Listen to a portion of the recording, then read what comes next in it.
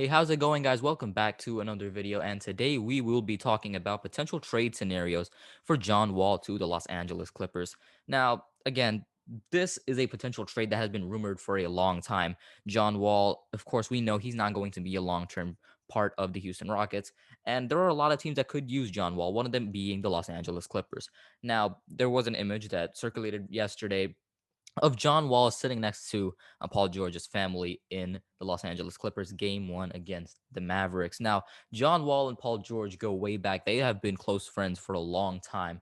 And it's just another one of these little interesting tidbits that add some complexity to this potential trade scenario because of course, player interest in playing for a team has been a lot bigger factor in modern trades than it has been prior. I mean, we see players, superstars, all the time getting traded to teams that they want to be traded instead of teams that give the best available package for a team for the team that originally had them. We saw this with Harden to the Nets when people say there might have been a better package with Philly, although again, I would disagree. And again, you have Anthony Davis going to the Lakers, where again, some people thought maybe another team had a better package. Kawhi Leonard going to the Raptors, that's a bit of an exception where he wanted to go to LA. But again, it's just another one of those examples of players getting sent where they want to go. Oladipo to the Heat is another one of those examples. And John Wall going to the Clippers makes sense. He gets to put himself in a situation where he can compete for a championship. He gets to unite with one of his closest friends in Paul George. And I think it makes sense for the Clippers as well. He fills another one of their needs. He's another guy who they could use if they want to go all in on winning a championship next season, especially since they've been off to a rough start this year's playoffs. We don't know how they're going to do this season. And if they do end up falling short, it makes sense that they would want to go on an all-in move to win a championship with Kawhi and Paul George while both of them are still in their primes. And so we've come up with a couple of mock trades. The first one being John Wall being traded to the Clippers. This is the most simple scenario. This is the very simple four players going from the Clippers to the Rockets and John Wall going to the Los Angeles Clippers. The trade will basically send Patrick Beverley, Luke Kennard, Marcus Morris, and Rajon Rondo to the Rockets in exchange for John Wall. Of course, there will probably be a couple of second round picks or something like that being sent to the Rockets. But besides that, the main framework of this deal is four players: Beverly, Kennard, Morris, and Rondo going to the Rockets in exchange for John Wall going to the Clippers. Right, right. But this is a very unlikely trade that could happen because I doubt that the Rockets would want to take on a lot of these veteran and proven players. We know that Marcus Morris, Rondo, and even Patrick Beverly, they are good veteran leaders who can help and who are really just good playoff role players, help whatever team in the playoffs. So most likely if the Rockets were to do a trade with John Wall to the LA Clippers, it would most likely mean we would probably take back Patrick Beverly and Luke Kennard, but we would most likely try to find trades for Marcus Morris and for Rajon Rondo.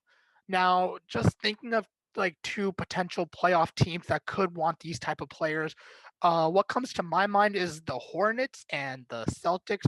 The Hornets they were very close to making the playoffs, just one game away, losing in the play-in tournament.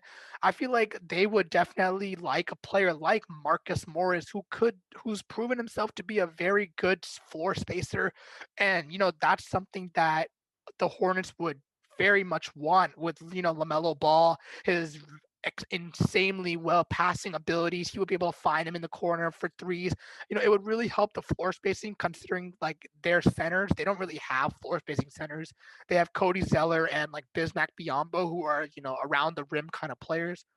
So having a veteran like Marcus Morris could also help them, attract more players now in free agency. Now that the Hornets are a somewhat respectable team, and other teams are out here, they're realizing, and other players are out here realizing that hey, they're kind of building something around there. They could be. Considering that if the development goes well for Lamelo Ball, for Terry Rozier, for all these young guys that they have, then they could definitely make the playoffs and be like a bottom kind of seeding for the playoffs. But it's something seeing the Hornets in the playoffs.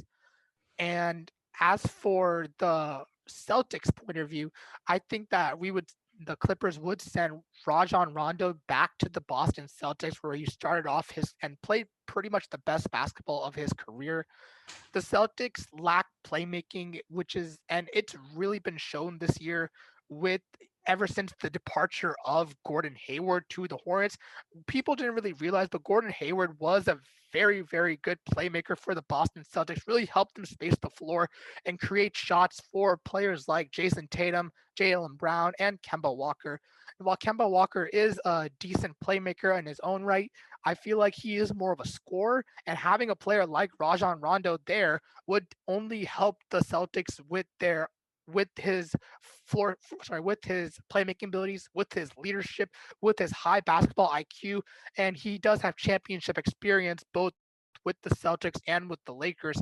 So you know Rajon Rondo would be there, and he would be able to elevate the Celtics to um, go from just like playoff contention to actually competing for a title. Yeah, and again, the Celtics are a team that we thought they might take the leap this season with, all the pieces that they had. Tatum was taking strides last season in the bubble. Jalen Brown is taking major strides in the bubble. I don't think anyone saw Kemba Walker regressing the way that he did. And it seemed like they had a really, really nice core for the future, and it just never materialized. And I think bringing Rajon Rondo to try to sort of set the ship back on track and sort of, get themselves back on the contending pace that they want to be at, especially once, next season they're hoping that they don't have as many injuries, health safety protocols, and all of that.